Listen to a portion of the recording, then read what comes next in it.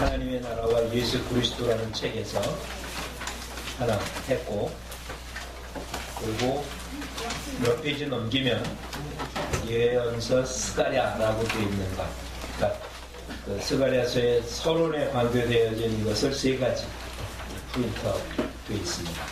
그리고 노란 간지가 붙은 뒤에 스가랴라고 써져 있고, 모두 16장이 되어 있는데, 그게 여러분이 같이 공부할 내용이고, 빈 공간이 있어서 그것을 이제 기록을 하면서 공부한 내용이고, 그것 뒤에 뒷부분에 두 개, 강해와 설명되어 있는 것 두 개가 있어서 여러분 참고 자료를 볼 수 있는 부분 있습니다. 그리고는 책으로 철하지 못한 것, 이거는 NIV 배경 주석, 스가랴 부분인데, 인쇄를 잘못해가지고 책에 철할 수가 없었어요. 앞뒷면 인쇄가 옆으로 찍혔어야 되는데 뒤로 넘어가게 돼 있어서 철을 못해드려서 그냥 갖고 있는 것을 앞뒤로 넘기면서 봐서 내용을 확인하면 좋겠습니다. 오늘은 그 맨 앞에 부분 스가랴서 서론이라고 되어 있는 부분을 보고요.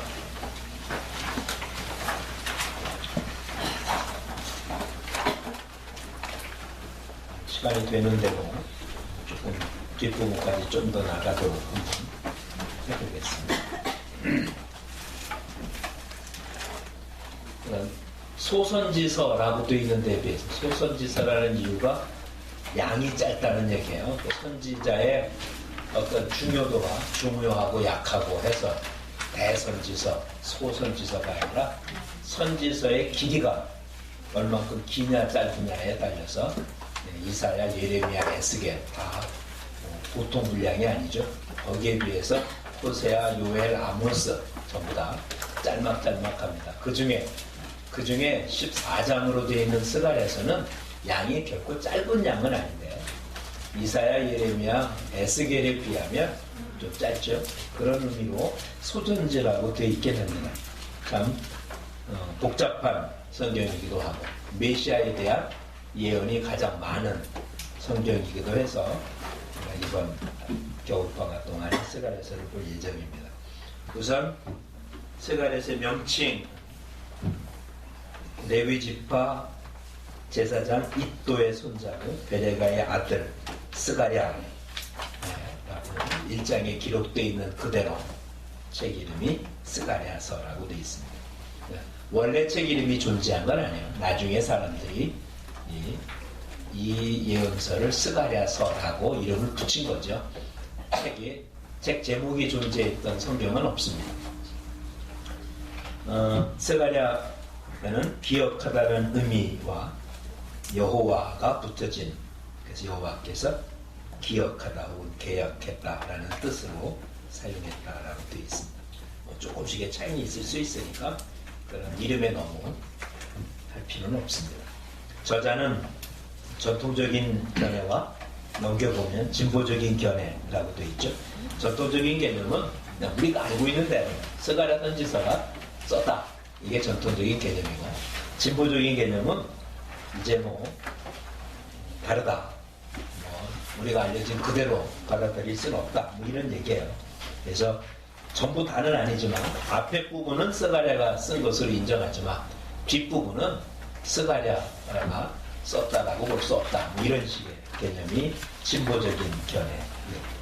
이런 진보적인 견해의 가장 큰, 선지서에서 진보 신학자들이 이야기하는 가장 큰 것은 그 역사성에 대한 문제죠. 선지서에 있는 내용이 그 스가랴 선지자가 살고 있었던 시대보다는 너무 후시대의 이야기다. 그것도 그냥 예언의 개념이 아니라 너무 현실적인 모습으로 했다면 그것을 본 사람이 기록했지 보지 않고 어떻게 기록할 수 있느냐, 이런 식의 개념입니다. 그러고 나면 뭐가 없어져 버렸어요? 예언이라는 개념이 없어져 버리죠. 항상 경험한 것만 이야기하고 경험되지 않은 건 얘기할 수 없다면 그렇게 이야기는 할 수 있지만, 그렇다면 하나님의 권능, 성령의 도우심, 이런 개념이 싹 없어져 버리니까 받아들이기는 어렵습니다. 그래서 하여튼 그런 견해가 있다는 사실이 많죠. 그러니까 연대도 어떻게 하겠어요? 기록연대. 진보 신학자들이 얘기하는 거는 전상 대부분 후대죠. 후대. 한참 후에 기록됐고, 보통 전통적인 개념은 그 선지자가 살고 있던 시절에 기록됐다라고 보는 거니까 이 두 차이는 어떤지 봐야 돼요. 기독교 대백과 사전 뭐 이런 사전에 보면 이 개념을 둘 다 기록하는 거죠. 스가랴서 A 입장, B 입장 이런 식으로 해서 스가랴서 같으면 한 20페이지 정도 되는데 그 스가랴서의 내용에 A 입장, A 입장이 무슨 입장인지 맨 앞에 기록이 되어 있고 거긴 기록이 없는 거예요. 자칫 잘못하면 A 입장만 보고 그렇게 맞다라고 얘기하면 곤란하죠. B 입장도 또 있으니까. 근데 A 입장이 전통적인 개념인지 B 입장이 전통적인 개념인지는 그 자체에 없고, 그 대부분 사전에 맨 앞에 부분에 A 입장은 어떤 견해, B 입장은 어떤 견해라는 말이 나온 것을 확인해 살펴보셔야 돼요. 근데 아주 쉬운 방법은 있어요. 하여튼 그 여러 학설들을 이용을 해서 과학적인 어떤 모습을 근거해 이런 다 진보적인 개념이에요. 성경을 뭐 과학적인 접근 방법으로 해가지고 말할 수 있는 내용이 없는 거죠. 특히 예언에 관한 하는 과학적인 접근을 하면 무슨 얘기를 하겠어요? 앞으로 700년 뒤에 얘기를 하겠다고 하는데 그걸 과학적인 모습으로 증명할 방법이 있겠습니까? 그렇다면 700년 뒤에 일어날 일은 꿈 같은 얘기를 하면 좋은데 너무 현실적인 얘기를 하면 그걸 도대체 받아들일 수 없으니까 그런 거는 우리가 알고 있는 그런 사람이 기록한 게 아니다 라고 얘기한 게 대부분 진보주의 학자. 다시 얘기하면 그 사람의 이성으로 이해할 수 없는 일은 할 수 없다 이런 개념입니다. 그 사람이 하나님 어떻게 믿는지 모르겠어요. 그렇죠? 그러니까 하나님도 어떤 하나님을 믿을 수 있습니까? 이성으로 생각할 수 있는 하나님은 믿고 이성으로 생각할 수 없는 하나님은 없다면 그게 하나님입니다. 그렇죠? 그러니까 접근 방법 자체가 잘못됐으니까 크게 따져볼 필요가 없을 것 같아요. 그래서 전통적인 견해의 경우는 그냥 스가랴가 살고 있던 시절, 그럼 언제겠어요? 포로에서 돌아와가지고 성전을 재건했던 그 시기에 기록했을 거다라고 얘기하는 것입니다. 왜 기록했냐? 이것도 뭐 진보적인 입장하고 다르겠죠. 왜냐하면 기록이 언제 됐느냐에 따라서 기록한 목적이 다를 수 있습니다. 근데 그 스가랴서는 분명히 두 부분으로 완벽하게 나뉘어져요. 앞에 부분하고 뒷부분하고. 앞에 부분은 성전 재건에 관한 이야기는 분명히 스가랴 시대 때 일어났었던 일임에 틀림이 없어요. 뒷부분은 어떻게 보느냐에 따라서 달라질 수 있어서 다르게 됩니다. 근데 어쨌든 기록 목적의 모습은 돌아온 이스라엘 백성들에게 하나님 새로운 힘을 주기 위한 모습임에 틀림이 없습니다. 좀 더 쉽게 보죠. 그러니까 좀 더 넘기면 뒤에 노란 간지가 하나 들어있고 조금 더 넘겨보면 제14장 예언서라고 기록되어 있는 부분, 거기는 간지를 안 집어넣는데 두 개를 연결을 해갖고 했기 때문에 간지를 입지 않았습니다. 최종진 교수의 구약신학개론이라는 책에서 스가랴서 부분을 복사한 것입니다.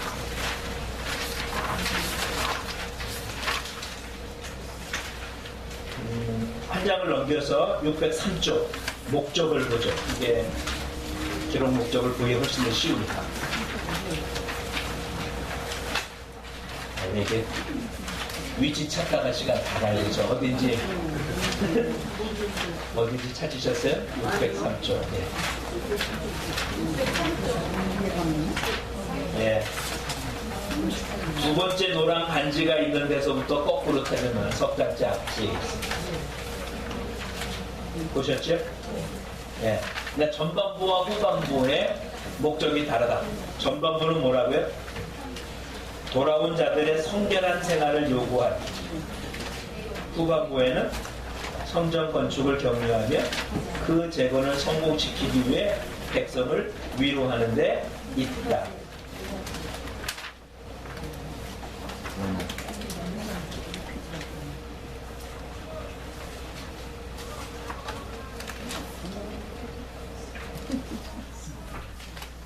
전반부 후반부 문제가 아니고요. 그러니까 어쨌든 스가랴서에서는 크게 두 가지죠. 성전 재건의 동료와 정결한 삶.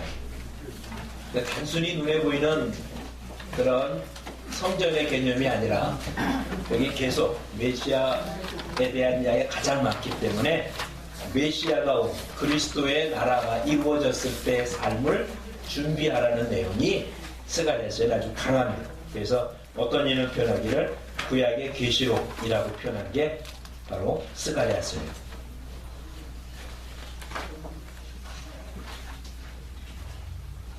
스가랴서는 문체가 좀 독특해서 다시 앞으로 돌아오겠습니다. 겨우 수익 찾았는데 앞에 375절 앞에 부분 특징 및 구조라고 되어 있습니다. 그냥 제가 읽지 않고 넘어간 부분들은 그렇게 어려운 부분이 아니니까 그냥 한번 쭉 읽어봐 주시기를 바라고요. 그것까지 다 지금 해야 될 필요가 없어서 그렇죠. 특징의 가장 큰 특징 첫 번째는 문체적인 특징이 있다. 두 부분을 나누는데 1장부터 8장 9장부터 14장이 있는데 앞에 부분은 산문체다. 두 번째 부분은 시적인 표현이다. 그리고 두 번째 부분은 묵시문학적인 요소가 다분히 들어있다. 이게 지금 스가랴서의 가장 큰 특징입니다. 아마 그것은 표현하고자 하는 내용이 다르기 때문에 그럴 거라고 생각이 되어집니다. 이렇게 문체가 다르기 때문에 대부분의 진보주의 신학자들은 스가랴서 저자가 두 사람 이상일 거다라고 추측을 한 거예요. 앞에 부분하고 뒷부분하고 한 사람이 썼다면 그렇게 문체가 다를 수가 없다. 근데 그거는 어거지죠. 한 사람이 쓰다고 항상 똑같은 문체로만 써야 될 이유는 없는데 내용이 달라지거나 전하고자 하는 강조점이 다르면, 그러니까 쉽게 생각하면 소설 쓰던 사람이 시를 쓸 수도 있는 거지. 소설가는 소설만 써야 되니까. 이게 만약에 소설 시집 이렇게 냈으면 좋은데 한 책 안에 소설과 시를 다 같이 썼으면, 그렇다면 나중에 학자들이 나중에 보면서 소설 쓴 사람 딴 사람, 시 쓴 사람 딴 사람 이렇게 얘기할 수는 있겠죠. 그렇죠? 그런데 한 사람이 둘을 다 쓸 수도 있다는 사실을 망각하고 있어요. 실제로 두 사람이 있을 수도 있지만 성경이 둘이라고 구별하지 않고 있으니까 둘로 구별할 필요는 없습니다. 특별히 그게 산문체로 기록됐던 훈문체로 시로 됐던 뭐가 됐든 상관없이 두 군데가 똑같은 어투가 나온다는 거예요. 375쪽의 비롯된 부분입니다. 여호와의 말씀이 임하여 이르시되 내가 눈을 들어본즉 이라는 표현들이 놀라운 사실은 두 번째 부분에 한 번도 안 나온다. 그러니까 앞에 부분에 많이 쓰는 문체가 뒷부분에 하나도 안 나온다. 두 번째 부분에 오히려 이 나래라는 말이 많이 나오고 이 나라는 또 앞에 하나도 안 나온다. 그러니까 문체만 따지는 사람 입장에서 보면 보통 사람은 글 쓸 때 어떤 자 독특하게 쓰는 문구가 있잖아요. 그런 문구를 쓰는 사람들은 항상 그런 문구가 들어갈 거라고 생각했는데 앞에와 뒷부분이 너무 차이 나니까 이건 전혀 다른 사람이 쓴 거다라고 말해요. 근데 어쨌든 이유는 모르지만 분명히 앞에 부분과 뒷부분의 문체가 이렇게 다른 건 틀림없습니다.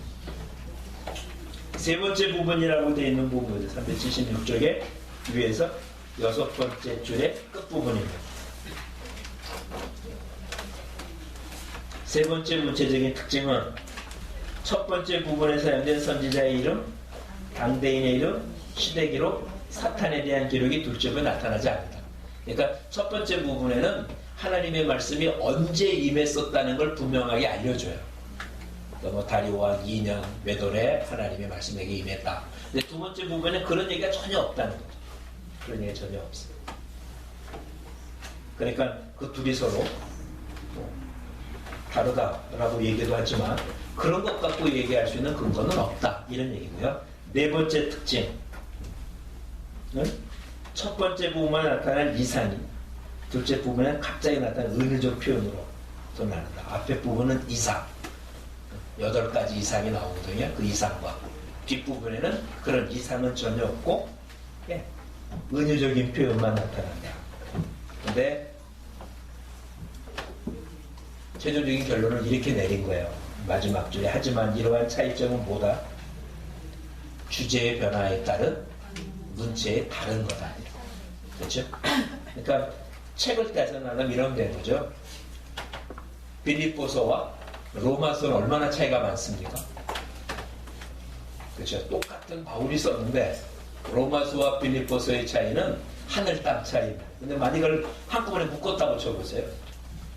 로마서와 빌립보서가 아니라 한 편짜리 쪽에 다 써있다면 사람들이 뭐라고 얘기했냐? 빌립보가 물론 맨 앞에 써져 있는 뭐 그리스도의 종 다 빼고 바울이 썼다라고 하는 실질적인 이걸 빼놓고 썼다. 그게 들어갔다고 해도 진보주의자들은 뭐라고 했겠어요? 문체가 다르니까 다른 사람이 썼고 그리고 둘 중에 하나는 어떻게 했을 거다? 바울이라는 이름을 도용했을 거다라고 말했을 겁니다. 그렇죠? 그런 식의 표현. 아직도 많은 사람들이 말하기를 히브리서조차도 저자를 누구라고 말한 분이 바울이라고 말하는 지금도 많아요. 지금도.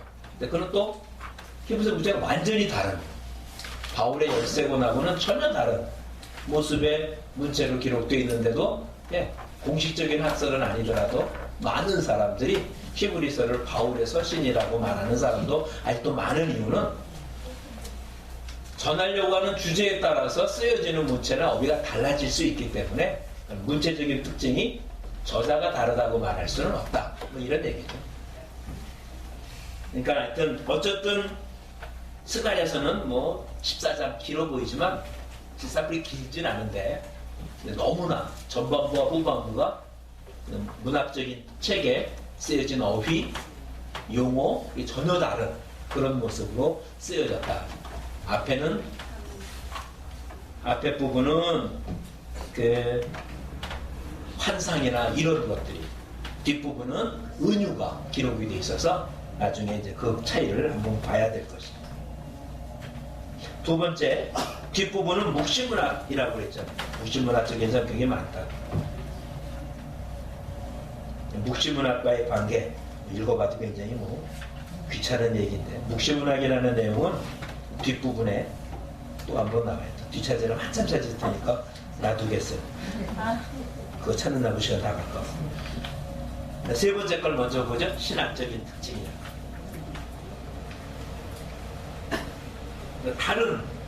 다른 선지서에 비하면 이런 신학적인 주제가 아주 분명하게 나타난 서신, 예언서입니다. 특별히 그 중에서도 기독론, 메시아에 관한 이야기가 무척 많은. 구약성경 전체도 어쨌든 예수님에 대한 이야기라고 표현하고 있고 예수님 스스로 뭐라고 말씀하셨습니까? 성경이 나에 대하여 증거하는 거다. 그때 성경은 구약성경이에요. 요한복음에서 얘기하는 성경은 구약성경이지 신약성경은 아니에요. 구약성경도 예수님에 대한 이야기라고 예수님 스스로 표현했으니까 구약의 구석구석에 다 예수님 얘기가 있는 건 틀림없지만 스가랴서에는 우리가 알고 있는 메시아 예언에 관한 복음서에서 이것을 응하게 하려 합니다 라는 표현의 내용들이 스가랴서에 많이 나와 있으니까 기독론에 관한 특별히 예수님의 초림에 관한 것 예수님 재림에 관한 것이 스가랴서에 기록이 되어 있습니다. 그 다음 377조 꼭대기에 나온 나귀 타고 예루살렘에 입성한다거나 은 30장에 팔릴 거라든지 십자가에 달릴 것 십자가에서 죄를 씻는 것 이런 등의 모습들이 이미 스가랴서에 기록되어 있고 그것이 그냥 응해진 모습입니다. 그 다음에 여호수아의 옷을 깨끗하게 해준다는 내용이 있어요. 더럽혀진 옷을 깨끗하게 씻어줘라. 우리 옷을 벗고 그리스도의 새 옷을 입는다는 그냥 은유적인 표현이죠. 뒷부분 내용이. 세 번째, 말세론적인 경향이 있다. 이건 뭐 구약의 선지서의 가장 큰 특징은 마지막이에요. 마지막 하나님의 영광이 나타날 때 어떨 거냐라는 말세론에 관한 개념은 선지서에 빼먹지 않고 있는 것입니다. 나머지는 그냥 쭉 한번 읽어볼 수 있기를 바라요.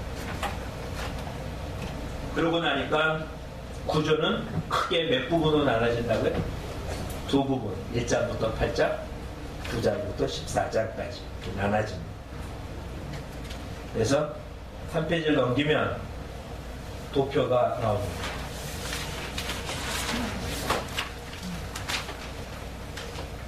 어떤 것도 이것만큼 세부적으로 나눠준 도표는 없을 거예요. 이게 다 뭐 올라서 확정될 건 아니지만 어쨌든 많은 것들을 합쳐놓은 모습으로 도표 중에서 가장 잘 나눠졌을 겁니다. 크게 둘로 나눠진. 근데 전체적으로 봤을 때 맨 앞에 메시아 왕국의 무대 성전 이 책에서는 주제라고 본 거예요. 둘로 나눠졌죠. 첫 번째는 성전 재건, 두 번째는 그 이후에 이 말 여호와의 날.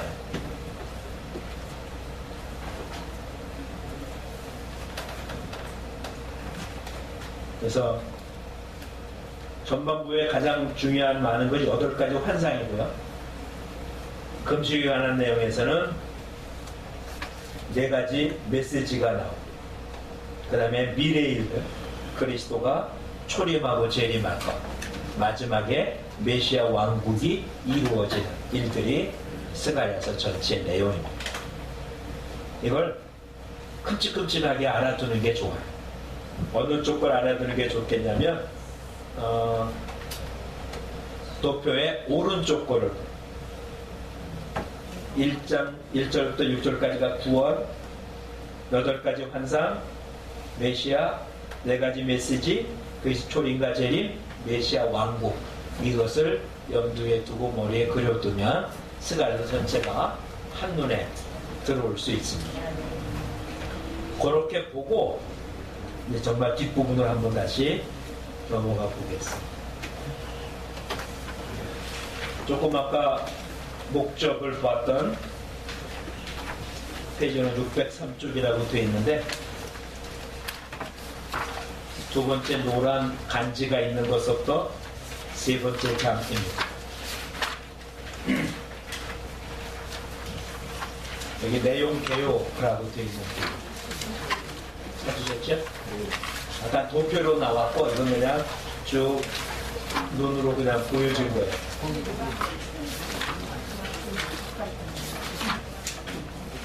찾는데 제가 나간다니까.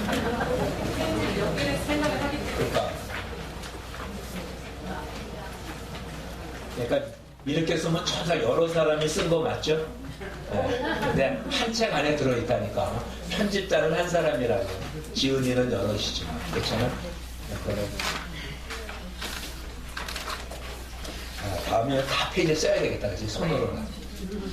싫어요. 그 언제 하고 있어? 100페이지나 내는데. 100페이지 넘는 걸 쓰라고? 누가 와서 써요? 그럼 이렇게 만드는 거. 이게 내용문에는 누가 보내느냐 차이가 많으니까 어느 게 정답은 존재하지 않아요. 선언이 있고 8가지 환상이 있고 8가지 환상이 6장까지 6장 8절까지 그 다음에 아까 메시아라고 되어 있는 게 있었거든요. 왕관을 씌워주는 내용. 그 다음에 7장 8장이 금식에 관한 이야기. 이게 아주 나중에 많이 달아볼 겁니다. 금식. 그 다음에 이제 그거 끝난 메시아의 초림부터 시작해서 야훼의 날, 여호와의 날까지라고 할 대부분이 미래에 대한, 스가랴 시대에 비하면 미래에 대한 이야기. 지금 우리한테는 이미 완성된 이야기도 있고 앞으로 남은 이야기도 있지만 스가랴가 전했을 때는 미래죠. 그 당시에는 예수님의 초림도 미래였으니까 그 내용들에 대한 이야기로 스가랴서가 일단 언제부터 언제까지를 머릿속에 그리기 바랍니다. 금식에 관한 문제는 7, 8장. 그 앞에 부분은 8가지 환상, 물론 6장의 뒷부분은 메시아에 대한 이야기 있지만 어쨌든 6장, 7장, 8장 초반까지는 1장서부터 8장 전반 6장까지는 8가지 환상에 대한 이야기. 그 다음에 뒷부분 9장 이후는 좀 복잡하긴 하죠. 메시아의 초림, 재림, 그 다음 영원한 메시아 나라, 뭐 이런 식의 구별이 있다는 걸 염두에 두면 보기가 좀 쉬울 겁니다. 그리고 한 페이지를 넘겨보십시오. 메시아에 관한 예언을 요약했다라고 되어 있어서 모두 14가지가 되어 있습니다. 순, 싹, 종, 목자, 다스리는 왕, 제사장, 마귀 타고 예루살렘에 입성하고 은 30에 팔리고 십자가에 못 박히고 순환당하고 그리스도 십자가에서 죄를 씻고 등등등등 이런 내용들이 그리스도의 메시아에 관한 예언을 요약한 부분들. 이만큼 나와 있는 게 짧은 모습에는 없죠. 뭐 이사야서에는 워낙 양이 많으니까 이렇게 다 있지만 짤막한 예언서에 이런 내용들이 들어있다는 건 하여튼 대단한 모습입니다. 자, 한 페이지를 하나 넘기면 이제 본문을 보며 가볼할 수 있도록 만들어진 내용들이에요. 원칙은 요거는 책을 이렇게 안 만들고 그냥 여러분 한번 쭉 넘겨보세요. 무슨 페이지가 그건 이제 1페이지에서 14페이지까지로 되어 있는데 한 장이 하나씩 돼 있어요. 네, 하나씩 돼 있는데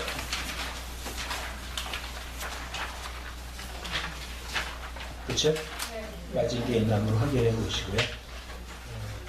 그 공간이 다 필기가 안 될 수 있을지 몰라서 뒷부분을 백지로 남겨두어서 또 다른 노트가 없이도 기록이 가능할 수 있도록 그렇게 일단 만들어는 놨습니다.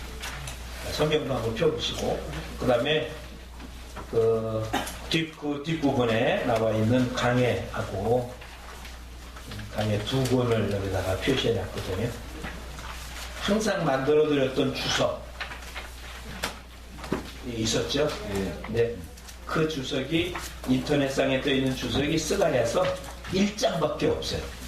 스가랴서 난이 있는데 14장까지 없고 1장인가 하고 없어. 뒷부분이 없어요. 그래서 그거 아닌 다른 것으로 올려드린 거예요. 뭐 시중에서 판매될 수 있는 책을 만들어 드릴 필요는 없기 때문에 안 했어요. 박윤선 박사 주석 양도 그렇고 매튜엘리 주석도 이렇게 한 40쪽 정도는 뺄 수는 있지만 그건 뭐 시중에서 살 수 있는 책들이니까 지금 이게 뭐라고 되어 있는지 모르겠어요. 그 인터넷에 떠 있는 주석은 인터넷상은 볼 수 있지만 책으로 살 수 있는 내용은 아니니까 떼어주려고 했는데 뒷부분은 그냥 강해로 앞에 부분 계속 주석처럼 되어 있는 부분이고 이 부분은 박윤선 박사 주석을 대부분 따르고 있습니다. 맨 마지막 14장에 보면 칼 데이치의 내용이 기록되어 있는데 이게 박윤선 박사 주석의 마지막 부분에 그대로 누군가가 빼놔서 대부분이 전부 다는 아니래도 이 주석은 박윤선 박사 주석을 거의 90% 이상 따른 것이니까 보면 좋을 거라고 생각을 합니다. 저는 이 주석 부분까지 뒤를 돌아볼 생각은 없거든요. 그래서 여러분들이 점검해 보면 좋을 것 같습니다. 성경을 펴놓고 함께 보면서 1장을 보도록 하죠.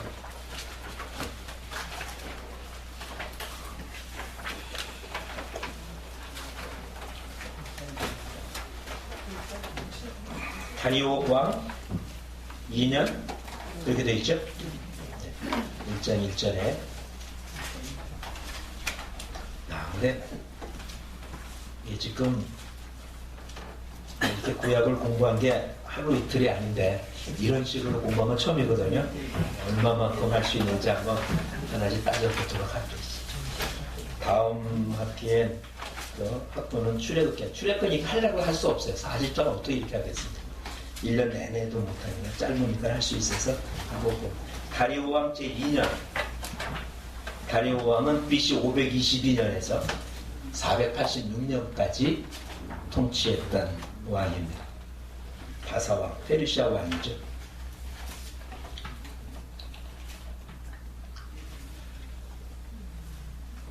다리오 왕은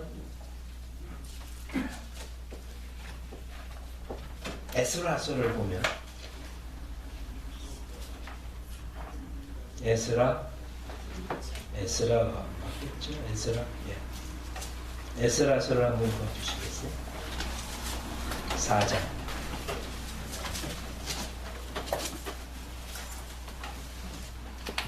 (5) 절에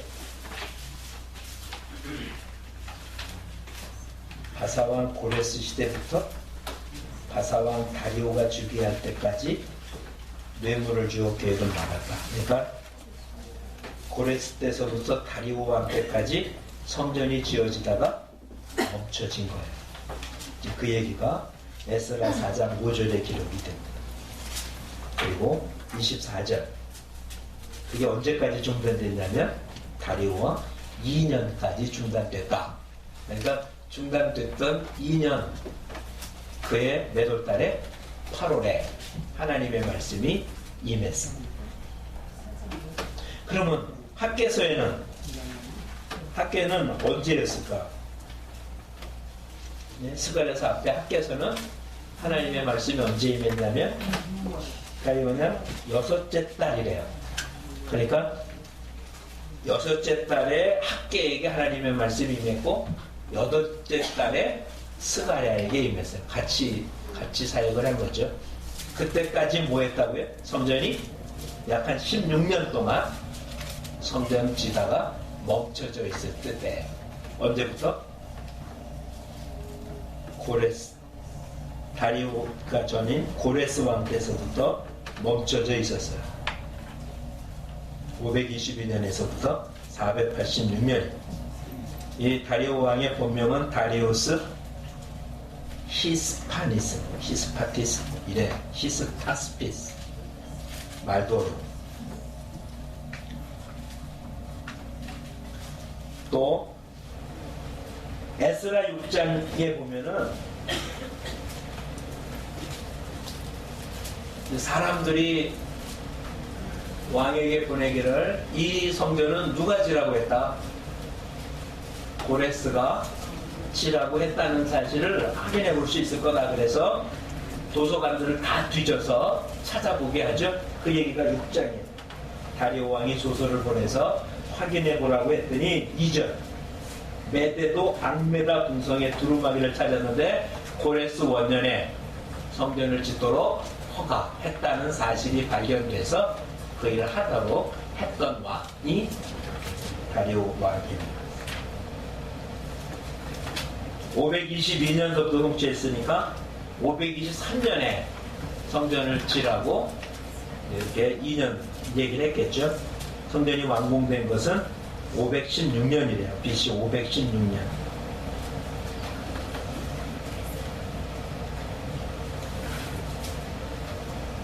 다리오 왕.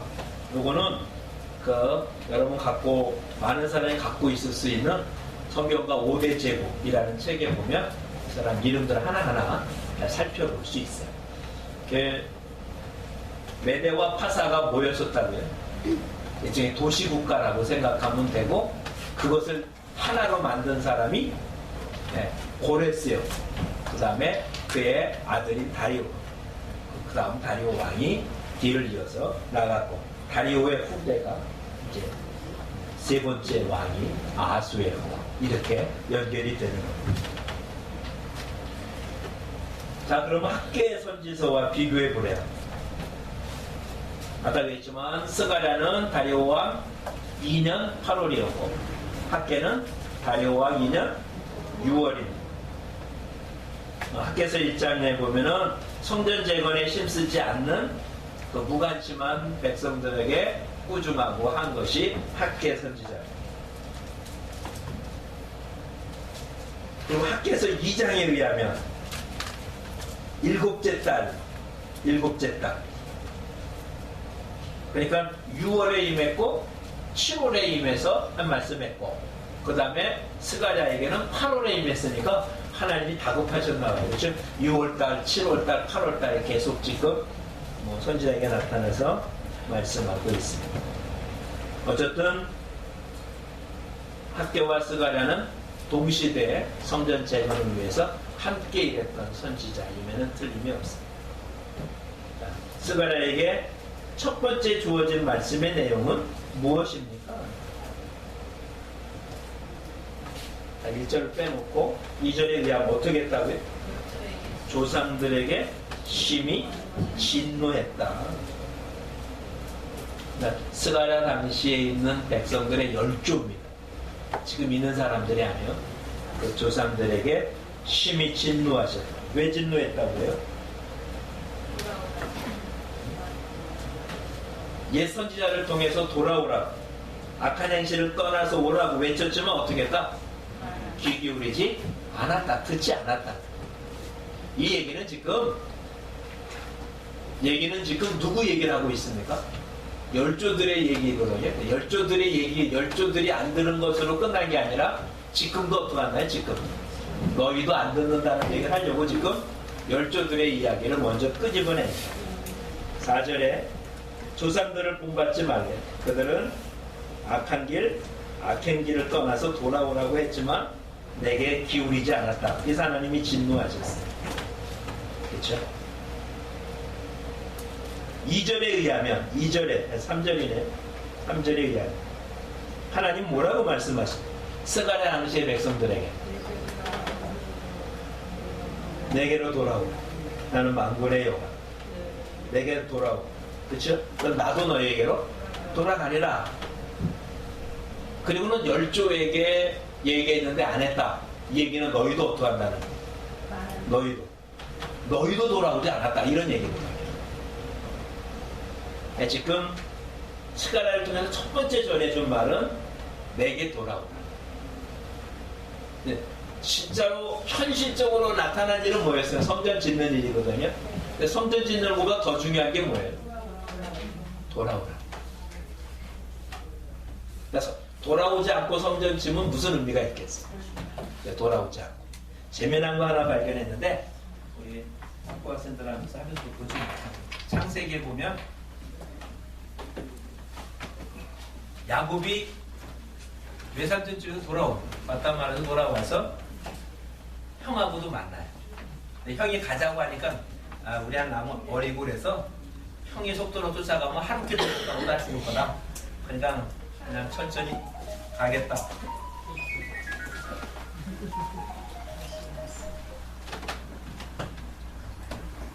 여보세요?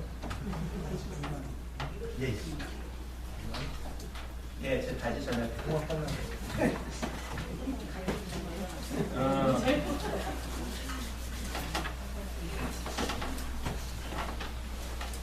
종을 놔둬서 같이 가게 했다는 것도 거절해.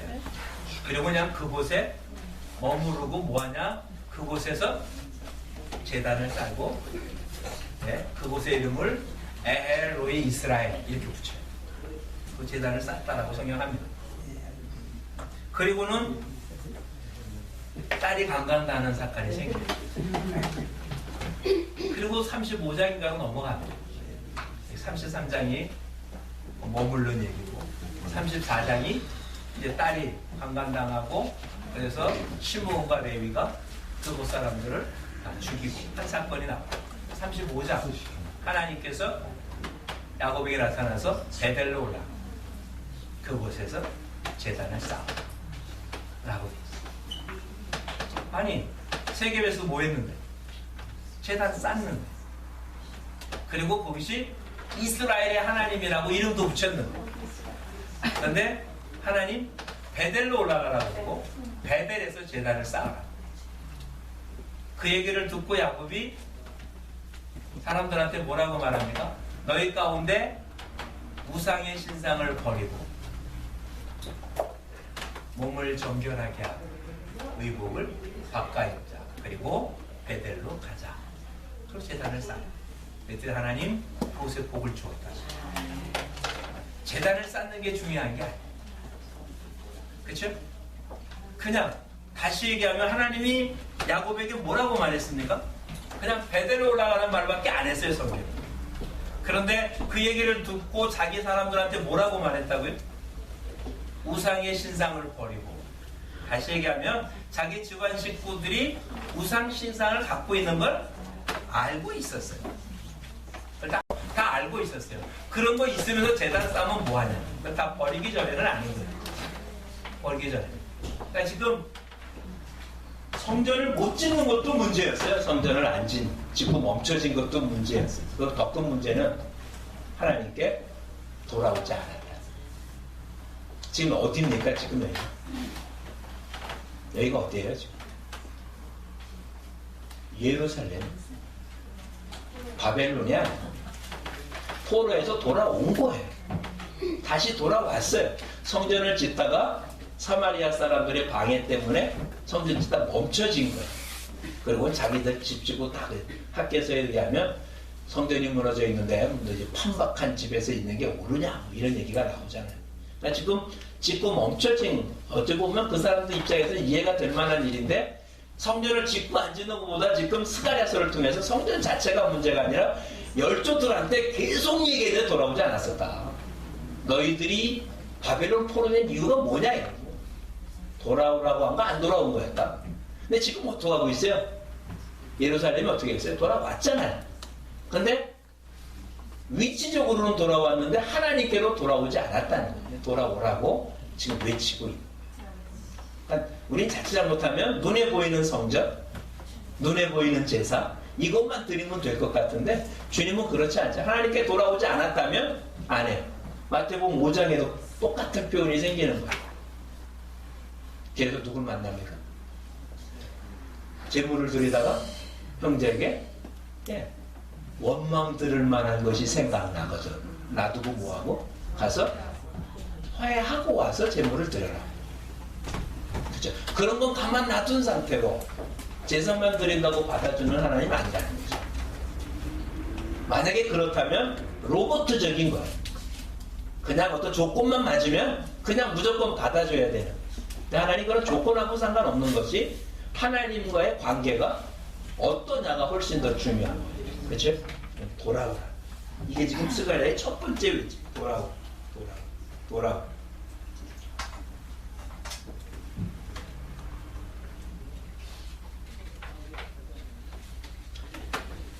만약에 안 돌아오면 어떡할 거냐. 돌아오라고 외쳤는데도 안 돌아오고 열조들한테 그렇게 말했는데도 안 돌아왔잖아요.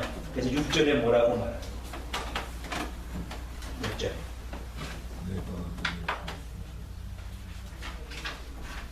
내가 말한 대로 되지 않느냐. 그게 무슨 얘기예요? 망한 거죠.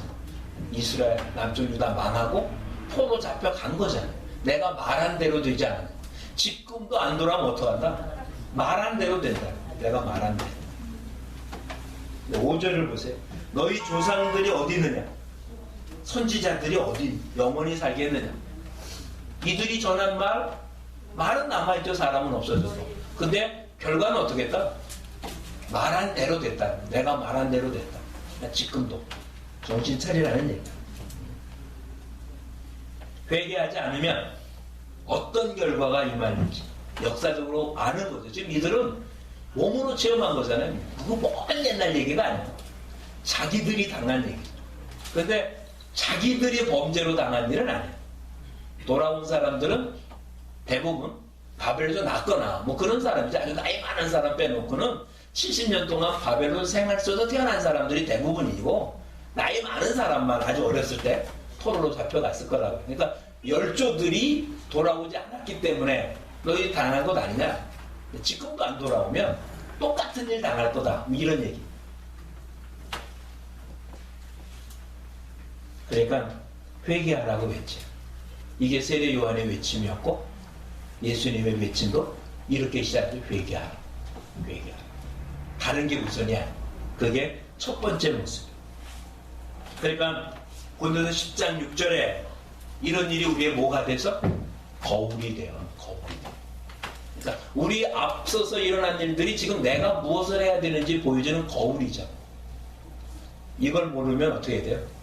똑같이 당해봐야죠. 참 그게 무식한 행위인데 똑같이 당해보고 배워야 될 필요 있습니까? 그렇다면 성경 기록할 필요 없잖아요. 누구나 다 경험해 보면 될 텐데. 성경이 기록된 이유는 그런 일 안 해도 된다는, 그런 일 안 당해도 피하고 뭐 다 누릴 수 있는데, 당해본 다음에 알지 말고 미리미리 좀 준비했으면 좋겠습니다. 자, 그 다음 질문입니다. 첫 번째 환상. 모두 8가지 환상이라고 해요. 첫 번째 환상은 뭐였을까요? 7절을 보면 언제였다고요? 2년 11째 달. 첫 번째 8째 달 뒤에 3개월 뒤네요. 그렇죠? 8째 달. 아예 날짜도 써 있었어요. 스바롤 24일. 스바롤이 11월쯤 된대요. 11월.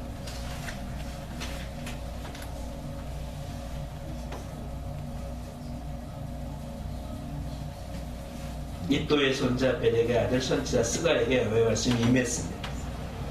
내용이 뭐라고요? 붉은 말을 타고 화석류 나무 사이에 섰고 위에는 붉은 말과 자주긴 말과 금마가 있기로. 네, 뭐 하여튼 말들 이야기가 많이 나와요. 그렇죠? 그리고는 9절과 10절에 의하면 이게 뭔지 뭐 얘기해줘요. 그렇죠?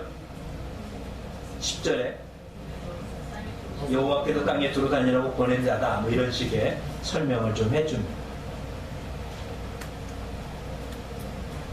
그리고 11절에 보면 두루 다녀보았더니 땅이 어떡하다고요?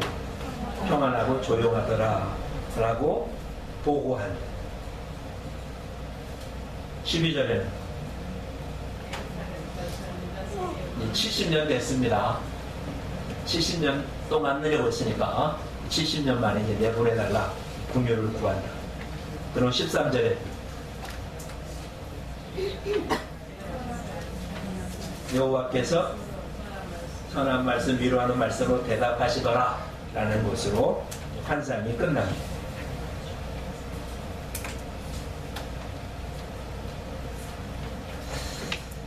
비슷한 표현이 요한계시록에도 나와요. 그렇죠? 요한계시록에도 4말이 나옵니다. 6장에 보면 첫째인, 둘째인, 셋째인, 넷째인을 뜰 때 첫째인 띠면 흰말, 둘째인 띠면 붉은 말, 셋째인 뜰 때 검은 말, 네 번째인 뜰 때 청황색 말. 그와 뭐 비교해 볼 수 있겠죠.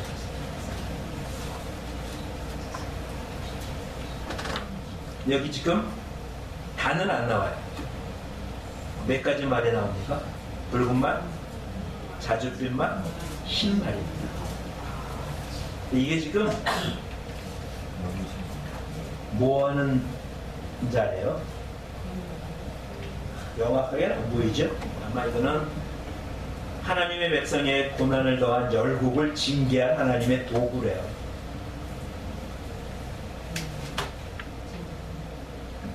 땅에 두루 다니며 살펴보라고 그랬잖아요. 그렇죠? 10절에 의하면 이는 여호와께서 땅에 두루 다니라고 보낸 자라고 되어 있으니까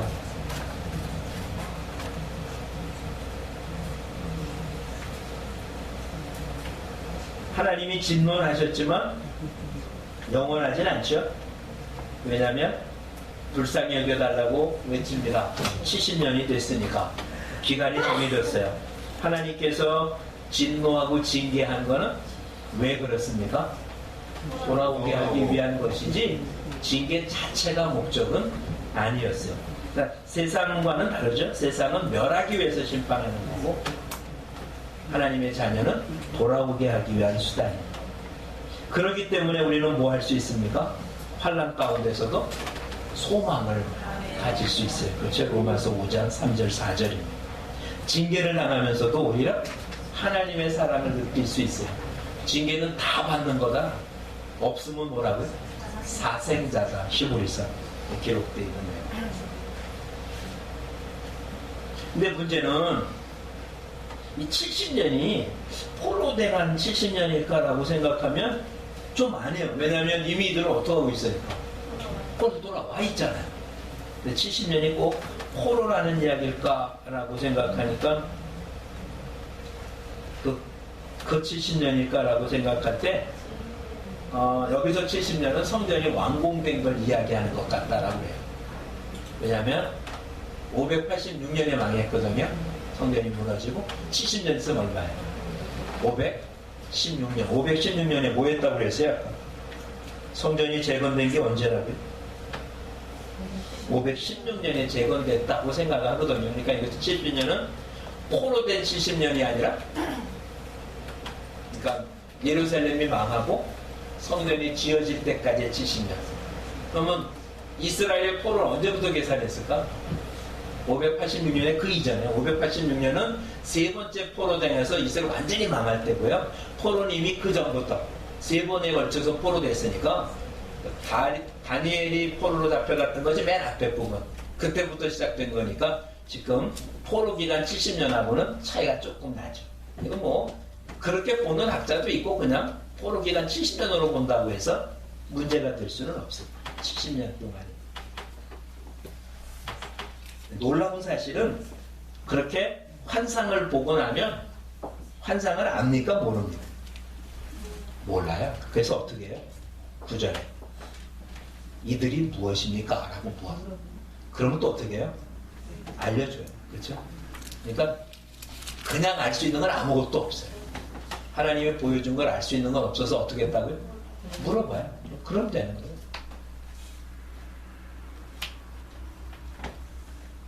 지금도 이렇게 환상을 보여줄까?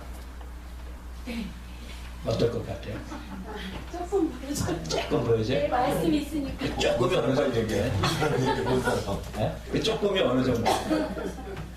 뭐 하나님이 조금이면 본분 얘기하세요, 본분. 네, 조금이 어느 정도? 신분. 손님 손 보세요. 참 곤란하죠? 하나님은 환상으로 보여줄 수 있으신 분이에요. 지금도. 근데 지금도 보여줘도 알 수 있는 게 없다면 보면 뭐 하겠어요? 그죠? 보여줘도 모르면 보나 안 본 사람 다를 게 뭐가 있어요? 대부분 물어보면 알려줬다라고 그랬으니까 뭐 알려주겠네. 그렇죠? 또 한 가지 이럴 수 있어요. 그렇게 보여준 것과 그렇게 해석한 것이 정말 하나님과 성령, 천사인지 알 수 있는 근거도 없다는 거죠. 그렇죠? 뭐 그것이 하나님이 전하는 방법일 수는 있는데 확인할 방법이 그게 옳은지 그른지. 그렇죠? 좀 정수나 뭐 이런 것을 위해서 팔아다니는 사람들 물 해가지고 뭐 보여주고 색깔 뭐 변하고 그게 물이 좋다는 근거가 아니잖아요. 그냥 앞에서 보여주니까 정말 물이 그렇게 변하고 좋아진 것 같은데 실상 건 아무것도 아닌 거래요. 시약 자체가 그렇게 되는 거라니까 물이 정수돼서 좋아진 게 아니고요. 어느 거나 그렇게 된대요. 말도 안 되는 건데. 근데 그렇게 보여주면 그런 줄 알지 그게 사실인지 아닌지 확인할 방법이 있습니까? 없잖아요, 우리는. 근데 그 사람이 얼마나 말을 잘하는지 진짜 같잖아. 진짜 같지. 똑같죠? 확인할 방법이 없다면 아예 모르는 게 낫죠. 진짜 확인할 수 있는 뭐가 있습니까? 말씀이 있잖아요. 그렇죠? 말씀도 봐도 모르겠는데. 그렇죠? 말씀이 없어서 모릅니까? 말씀 못 읽으십니까? 말씀. 아니잖아요. 다 읽고 다 그렇게 알고 보는데도 뭔지 모르는 게 많은데 환상까지 주면 더 골치 아프지 않겠어요? 그냥 아는 것만 갖고도 하기도 어려운데 뭘 더 하려고 했으세요? 그냥 중국만 갖고 하세요. 그렇죠? 문제는 하여튼 하나님이 다시 알려준다는 거예요. 문제는 한번 11절을 다시 한번 보세요. 온 땅이 평안하고 조용하더라. 다 다녀봤더니 온 땅이 평안하고 조용하더라. 정말 평안하고 조용해놓을까? 그럼 이제 이 부분은 우리 주석을 한번 보자고요.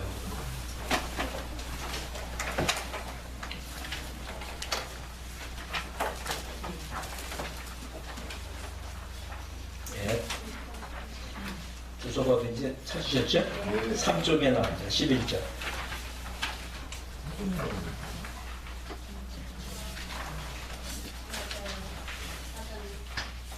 평안하다고 보고 안전하고 평안하다는 게 실제로 영적으로 잘 돼 있다는 얘기가 아니라 무사 안일주의에 빠져 있다. 이런 표현이에요.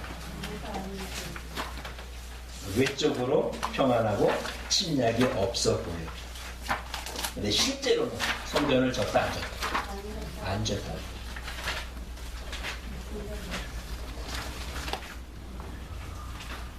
그러니까 지금 나타나 있는 표현 자체가 다는 아니야. 그렇죠?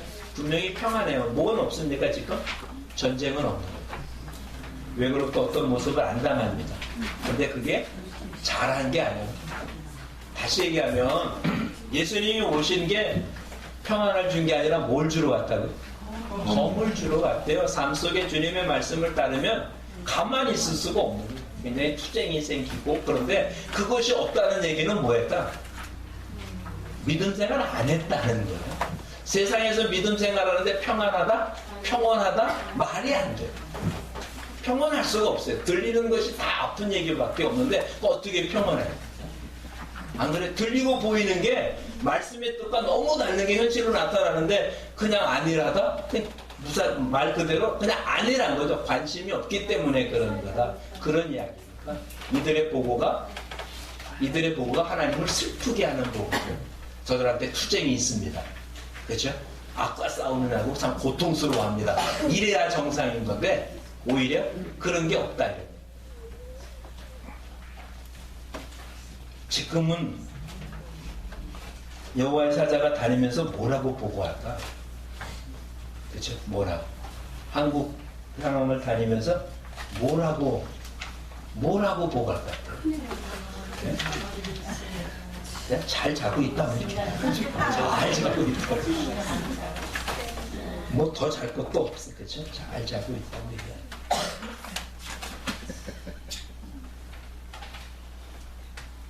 13절 주석 부분 한번 봅시다.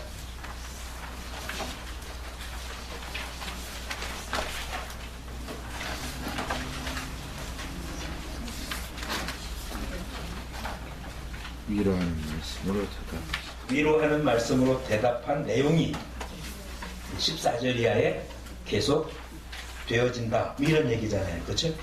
14절 이하에 계속 되어진다. 뭐라고 위로합니까? 여기 나타나는 거예요. 14절에 뭐라고요?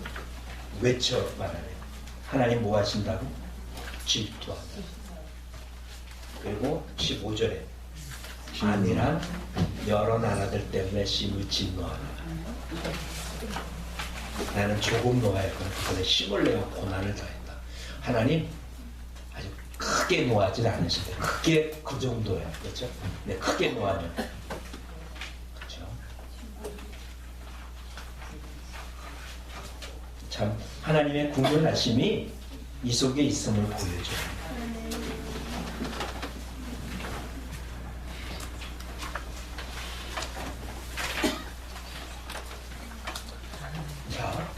다시 주석으로 한번 돌아오죠. 14절 질투. 하나님 스스로 자기를 뭐라고 표현했습니까? 나는 이것은 그만큼 사랑한다. 신약적 표현으로 고쳐보십시오. 하나님이 이처럼 사랑한다. 이처럼 사랑. 어느 정도로 사랑하십니까? 아니, 질투하기까지 사랑해요. 질투하기까지. 인간적인 표현을 써서 그렇지 사랑이 얼마나 큰지 크게 질투할 수. 15절 안일한 열국을 심히 진노한. 이 문제는 이거예요. 이 열국들이 이스라엘을 징계하는 채찍으로 썼거든요. 자기들이 잘난 줄 안다는 거죠. 그리고는 그래서 진노한 열국들이 구원받을 자들을 안 해요.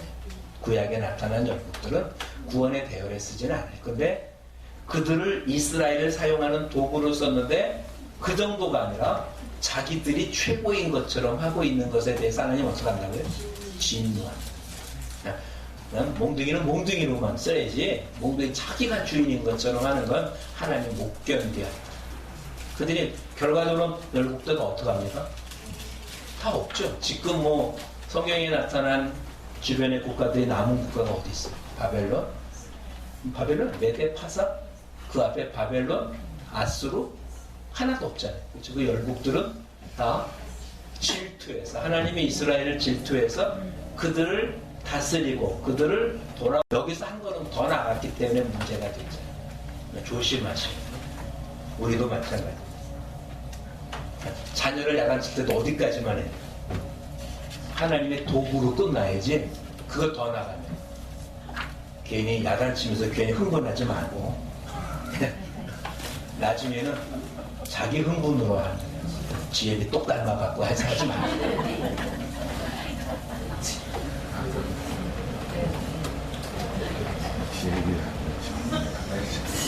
16절 예루살렘에 돌아왔은즉 내 집이 그 가운데 건축된다. 그러니까 하나님께서 위로의 말씀을 전해준 게 뭡니까? 성전이 어떻게 할 거라고요? 재건될 거죠. 내 집이 내 집. 근데 그게 지금 주어졌습니다. 아직 안 됐잖아요. 아까 70년이 됐습니다라는 얘기가 그래서 어디에 해당된다고요? 성전 재건이 끝나는 모습, 하나님께서 이렇게 위로를 준 모습, 약속된 모습. 17절에 의하면 하나님은 어디를 택한다고? 참 하나님 대단하신 거예요. 한 번 정한 건 안 바꾸시고 비록 쓸어버릴 수밖에 없이 더러운데도 하나님 택했기 때문에 다시 예루살렘을 택한다. 하나님이 변함이 없으니까 우리가 지금 이렇게 쓸 수 있죠. 그렇죠? 내가 한 대로 하나님이 해주셨다면 어떡하겠어요? 정말 끔찍하지. 어디로 갈지 모르니까. 두 번째 환상까지 볼 수 있겠네요. 두 번째 환상까지 보죠. 18절이야 21절까지가 두 번째 환상인데 네 개의 뿔, 그렇죠? 그리고 내 대장장이라고 공장 네 뿔, 네 뿔이 누구라고 되어 있습니다. 19절에 설명이 되어 있어요. 유다와 이스라엘과 예루살렘을 흩트린 뿔. 그러니까 북쪽 이스라엘과 남쪽 유다를 흩트는 네 나라 이런 얘기죠. 네 뿔. 어디 계세요? 아수르, 바벨론, 메데파사. 그 저게 네 나라겠죠. 실제로는 유대인이 됐지만 우리한테는 그냥 하나님의 나라를 괴롭히는 모든 사단의 세력이 다 그냥 괴롭히는 건 아니에요. 하나님께서 괴롭히도록 허용을 하신 거예요. 안 돌아왔어. 근데 그때 누가 또 나옵니까? 4명의 대장장이가 나와요. 이 대장장이는 뭐래요?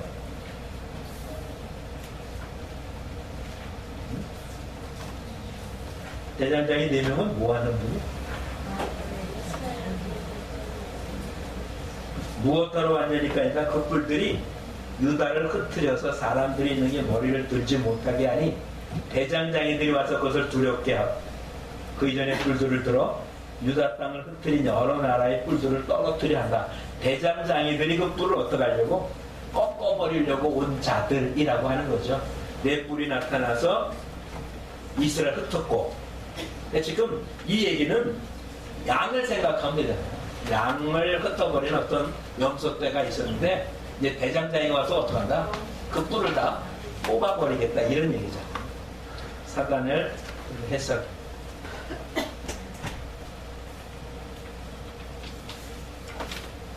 그러니까 고난받고 있던 이스라엘 백성들이 뭐 될 것을 보여줍니까? 회복될 걸 보여주죠. 회복될 걸 보여주죠. 그리고 그 많은 부분들은 지금 성취됐죠. 그래야 이건 알아야 돼요. 이스라엘에 돌아왔다고 열방이 다 없어진 건 아니에요. 아수르는 없어졌습니다. 바벨론에 망했습니다. 바벨론 없어졌습니다. 메데 파사에 망했습니다. 메데도 힘을 못 씁니다. 페르시아가 훨씬 더 강했습니다. 근데 아직 페르시아는 망하지 않았어요. 이걸 짓고 있는 동안에도 페르시아의 세력이 오히려 유대 땅을 지배하고 있던 시대입니다. 그것조차도 어떡할 거라고? 뽑아버려.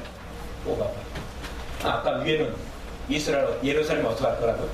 내가 다시 택할 거야. 다시 택. 그 대신 요구하는 게 한 가지 있잖아요. 뭐 하라고요? 회개하라. 회개. 하나님은 회복시킬 거야. 회개해야 돼. 안 하면 어떡하겠다? 또 붙은 거야.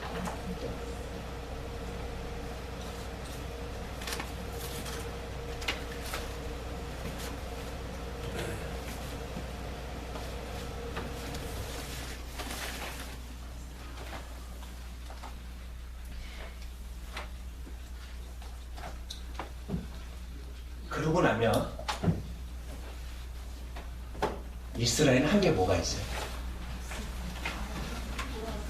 내 뿔이 나타나서 뭐 할 동안 한 것도 없고, 대장장이가 나타나서 뿔을 다 뽑고 버릴 때도 한 건 없어요. 그렇죠?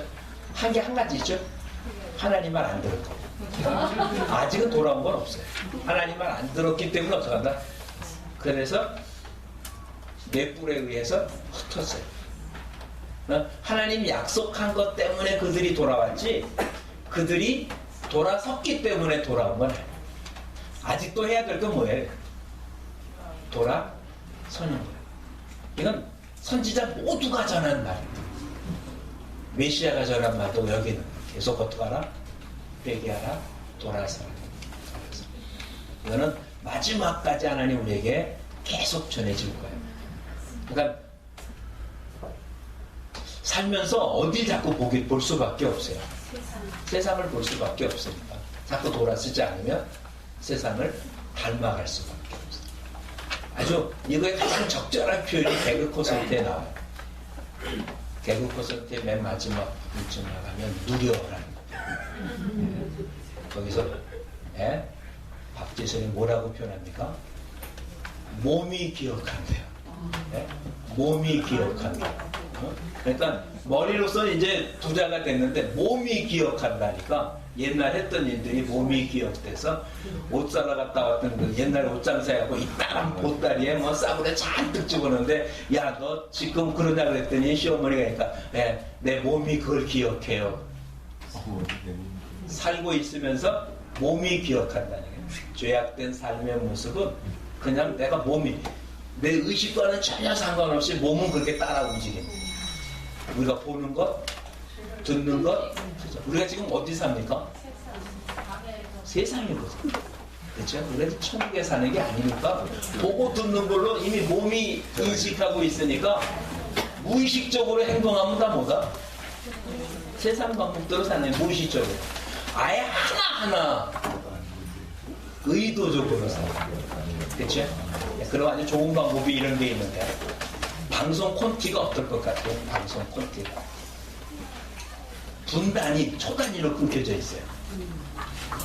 몇 분에 뭐하고 행동 하나 하고, 그리고 아주 특별하지 않으나 그 콘티대로 움직여지는 거예요. 그렇죠? 애드립이 중간에 좀 있을 수는 있어도 그 콘티대로, 그게 안 되면 어떡합니까? 컷하고 세로하든지 아니 편집되는 거잖아요. 그러니까 의도적인 거죠.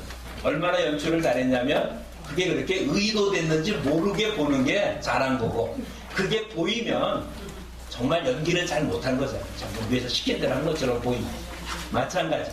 우리 행동 하나하나가 의도적으로 내가 여기서 무슨 말을 하고 어떻게 행동하는 것도 이미 하나님과 교류된 상태에서 이렇게 하겠다라고 의도된 상태로 안 하면 내가 하는 말은 다 무슨 얘기가 나온다?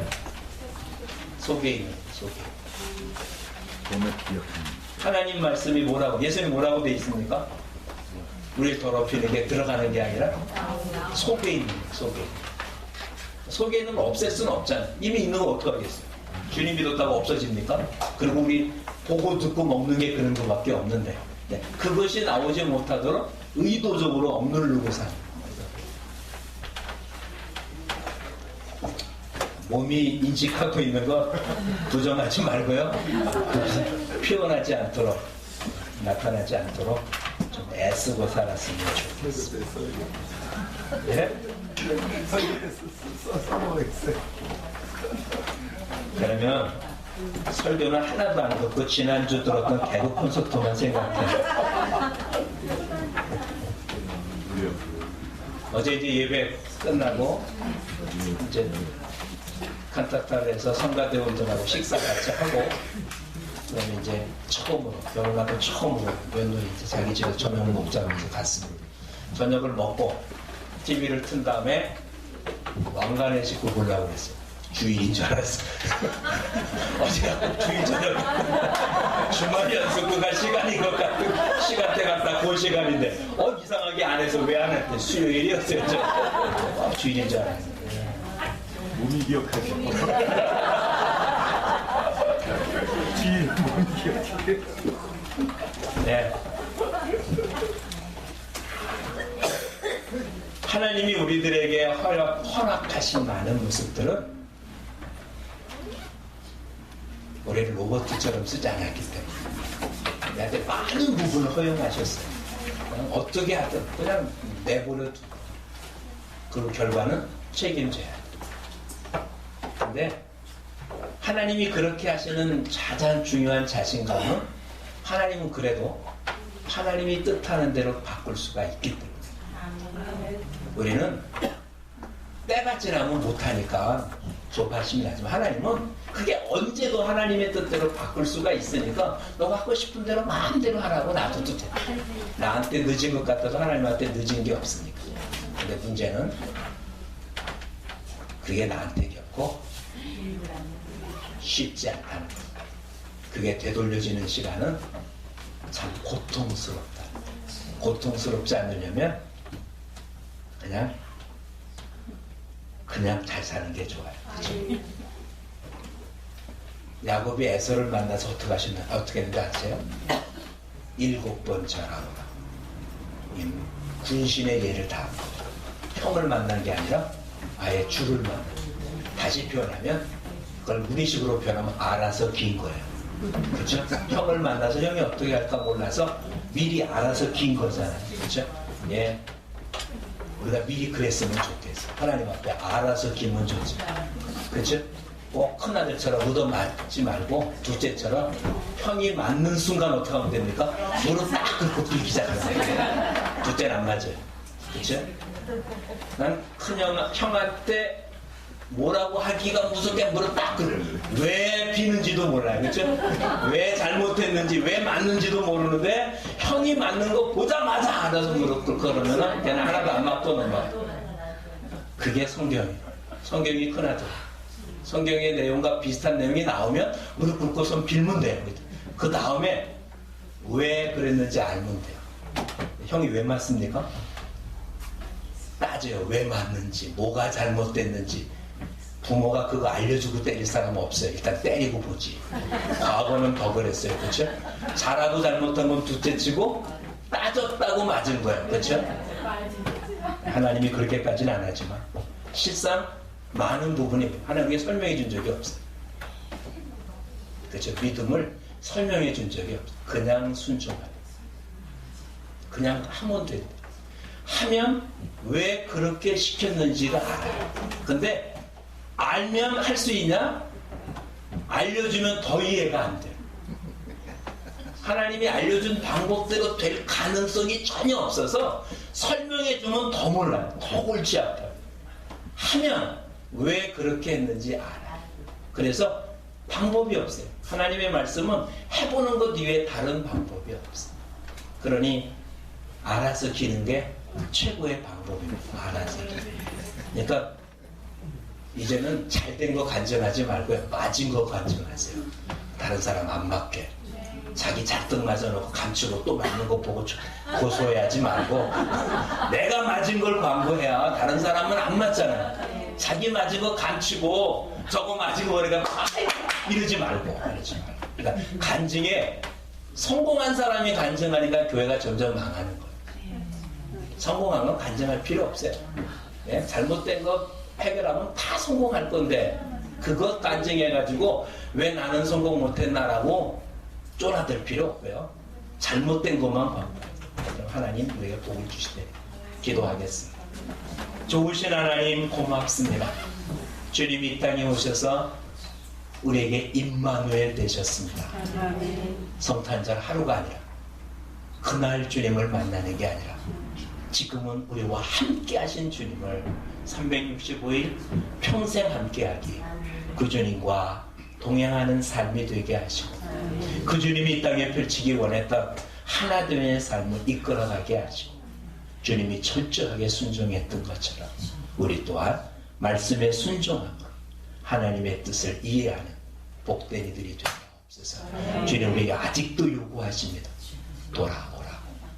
아직도 주님을 닮지 못했던 우리 몸이 기억하고 있는 세상의 법칙에서 벗어나기 위해서 몸부림치는 우리 모두가 되게 하옵소서. 예수님 이름으로 기도합니다.